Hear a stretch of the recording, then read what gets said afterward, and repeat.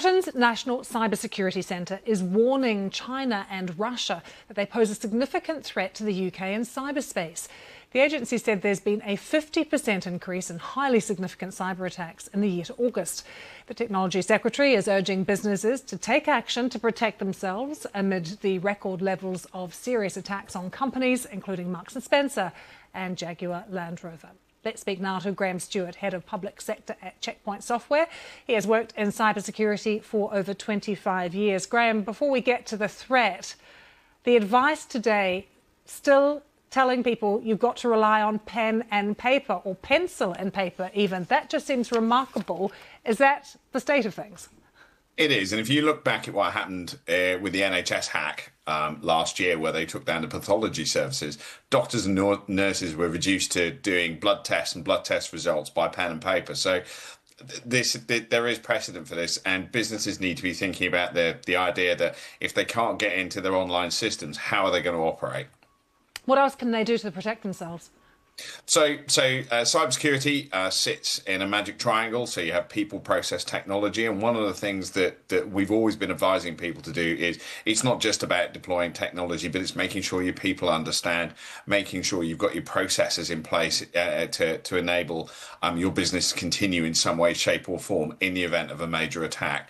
That it's really important that you think of cybersecurity a bit like health and safety. So everyone in their offices now, when you go and make a cup of tea, there's a big health and safety poster up. I'd really like to see something along those lines around cybersecurity. It's on all of us to do our bit to help our organisations be able to stand up to this. Is there an issue, Graham, in that it's sometimes still just a bit dense and a bit techy? It's like a bit of a foreign language. It needs to be simplified in order for the message to get through. Yeah, and this has always been part of the problem. So those of us over the techie side of the fence have been talking about these attacks and the implications of them for years and years. And it's really only in the last 18 months that this has kind of sort of risen into public consciousness. The NHS hack, the M&S, the Co-op hack, things like that. And the difficulty is organisations like NCSC have to present the information out to business leaders and to public sector leaders and to the general public. And this is quite a technical subject, but it boils down to the fact that if you don't make sure that your organisation is properly protected, you are going to end up using pen and paper, which is a terrible state of affairs to end up in. And there's the reality as well that a lot of us individuals are not doing enough personally, so therefore we're not carrying any of that knowledge over into the business world either.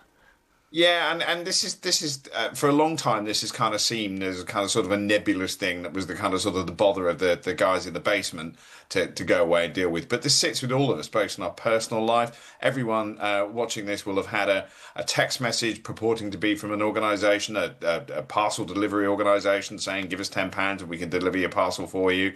Or, you've got a parking fine. This is now spread into everybody's personal lives as well as business and public sector life. So I'm afraid it's on all of us to do a little bit more and to be a little more conscious of what's going on in the world, as well as what we do at work. That's a good message to end on. Graham, thank you so much. Good to have you with us.